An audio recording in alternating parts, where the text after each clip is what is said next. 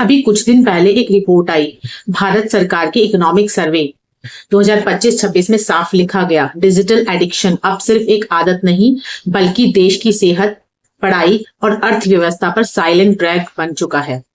यानी चुपचाप हमें अंदर से खोखला कर रहे हैं। और एक और आंकड़ा सुनिए, शहरों में रहने वाले करीब 43% भारतीय कहते हैं कि वो ज्यादातर वक्त अकेलापन महसूस करते हैं, जबकि हाथ में फोन है, व्हाट्सएप पर 100 लोग हैं, इंस्टाग्राम पर हजारों फॉलोअर्स हैं, कनेक्शन तो है पर कनेक्शन का एहसास नहीं है। अजीब विरोधाभास है ना। हम इतने जुड़े हुए हैं कि फिर भी इतने अकेले महसूस क्यों करते हैं? जवाब बहुत सीधा है पर सुनने में थोड़ा उल्टा लगेगा, इसलिए ध्यान से सुनिएगा। समस्या अकेलापन नहीं है, समस्या ये है कि हमें अकेले रहना नहीं आता। भीड़ में भी शोर ढूंढते हैं और जब अकेले होते हैं तो फोन उठा लेते हैं, क्योंकि खुद के साथ बैठना हमें डराता है। जबकि हमारे ऋषियों ने, हमारे शास्त्रों ने सदियों पहले यही राज बताया था, जो व्यक्ति शांत होकर, अकेले होकर खुद के भीतर झांकना सीख रहा है, वही असली ताकत पाता है, वही जीवन में असली ग्रोथ करता है। आज के इस वीडियो में हम समझेंगे गीता, बुद्ध, महावीर, रामकृष्ण परमहंस और चाणक्य नीति से कि एकांत और मौन में ऐसा क्या छिपा है जो भीड़ और शोर में कभी नहीं मिलता, और सबसे जरूरी इसे अपनी जिंदगी असल में कैसे उतारें। वीडियो को पूरा देखिएगा, क्योंकि आखिरी में एक ऐसा सवाल पूछूंगी जिसका जवाब शायद आपकी सोच बदल दे। सबसे पहले एक बात साफ कर लेते हैं, अकेलापन और एकांत में जमीन आसमान का फर्क है। अकेलापन वो है जो हम पर थोपा जाता है जब कोई हमारे साथ नहीं होता और हम अंदर से खाली महसूस करते हैं, और एकांत वो है जो हम खुद चुनते हैं जब हम जानबूझकर शोर से दूर हो जाते हैं ताकि खुद को सुन सकें। फर्क सिर्फ नियत का है, एक में हम भागते हैं, दूसरे में हम रुकते हैं। गीता में भगवान श्री कृष्ण अर्जुन से कहते हैं, योगी युञ्जीत सतत मानवम रहसि स्थितः एकाकी यद चित्तात्मा निराशीरप गृहा।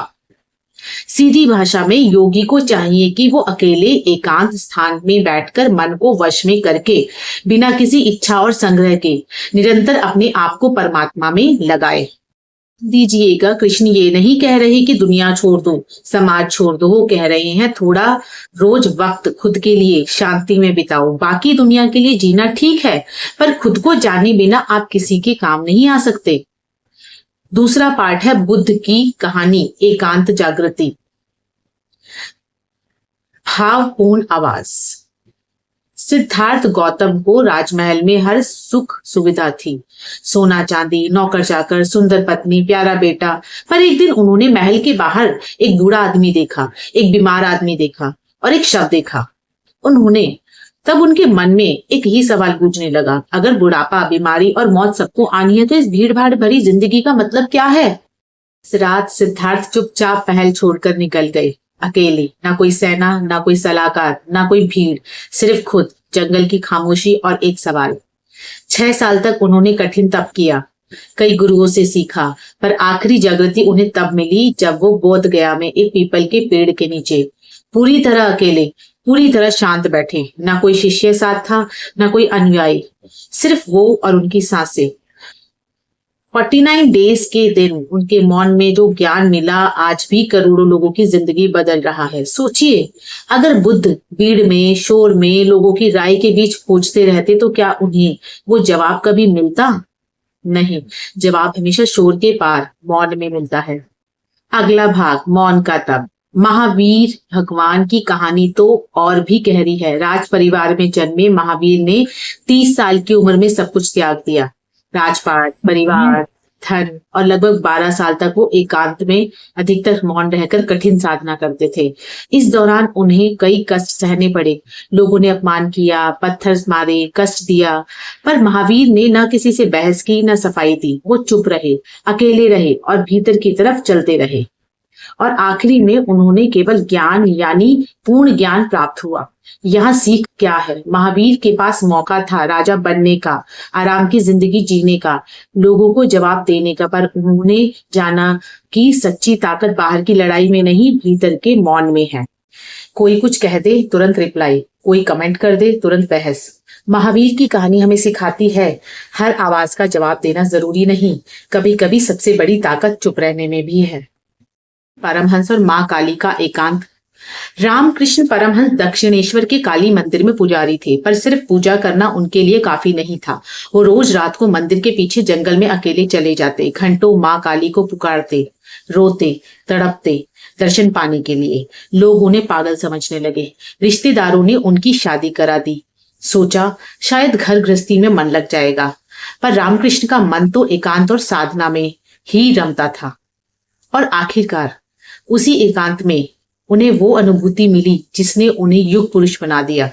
स्वामी विवेकानंद जैसे शिष्य उनके पास सिर्फ इसलिए आए क्योंकि रामकृष्ण के पास वो गहराई थी जो सिर्फ एकांत की साधना से आती है।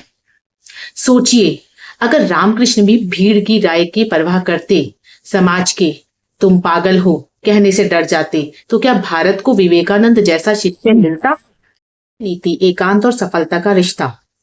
चाणक्य नीति में एक श्लोक आता है, एकेन शुक्ष वृक्षेण दहामायान दहाते त्वद्व सर्वम कुलपुत्रेण कुलम यथा। इसका सीधा मतलब तो कुल परिवार से जुड़ा है, पर चाणक्य ने बार बार अपने नीति शास्त्र में कहा है कि बुद्धिमान व्यक्ति को अपना समय, अपनी सोच बहुत सोच समझकर चुनी हुई संगत में लगाना चाहिए, और गलत संगत से बेहतर है कि अकेले रहना।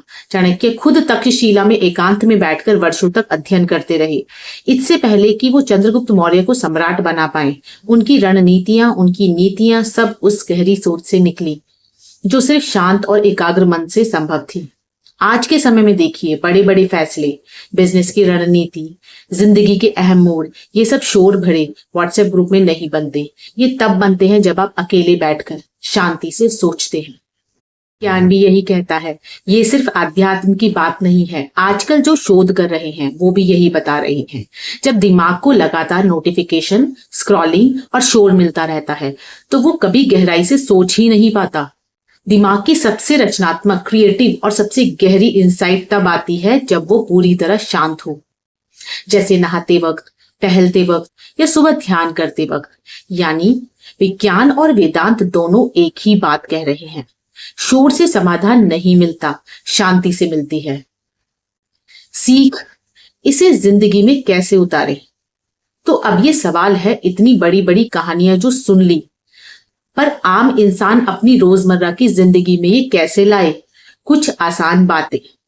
15-20 मिनट का मौन समय रखिए। सुबह उठते ही फोन मत उठाइए, बस बैठिए, आंखें बंद कीजिए, सांस पर ध्यान दीजिए। यही सबसे छोटा एकांत है, पर सबसे असरदार है। दूसरा, हर सवाल का जवाब देना जरूरी नहीं। महावीर की तरह कोई उकसाए, कोई गलत कहे, जरूरी नहीं तुरंत जवाब दे। थोड़ा रुकिए, सोचिए, फिर बोलिए। तीसरा, बड़े फैसले भीड़ में मत लीजिए। नौकरी बदलनी हो, रिश्ता तय करना हो, कोई बड़ा निवेश करना हो, पहले अकेले बैठिए, शांति से सोचिए, फिर किसी से राय लीजिए। चौथा, हफ्ते में एक दिन डिजिटल एकांत रखिए। कुछ दिन, कुछ घंटे फोन से पूरी तरह दूर रहिए। शुरू में अजीब लगेगा, पर धीरे धीरे आपका मन शांत होने लगेगा। पांचवा, प्रकृति के पास जाइए। बुद्ध जंगल में गए, महावीर जंगल में गए। आप रोज जंगल नहीं जा सकते, पर हफ्ते में एक बार पार्क में, नदी किनारे या छत पर अकेले बैठ सकते हैं।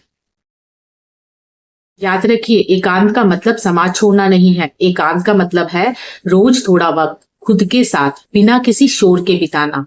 यही वो जगह है जहां से असली बदलाव, असली स्पष्टता और असली ताकत निकलती है।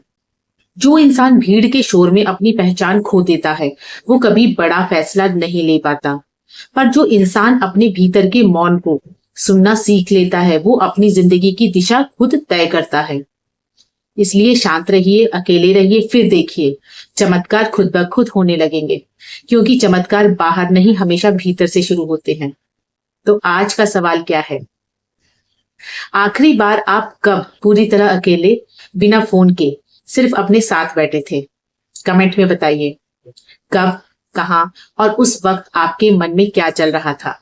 अगर ये वीडियो आपको अच्छी लगी हो तो लाइक कीजिए, चैनल को सब्सक्राइब कीजिए और अपने किसी ऐसे दोस्त को भेजिए जिसे आज इस बात की सबसे ज्यादा जरूरत है। मिलते हैं अगली वीडियो में, तब तक के लिए शांत रहिए, स्वस्थ रहिए। नमस्कार।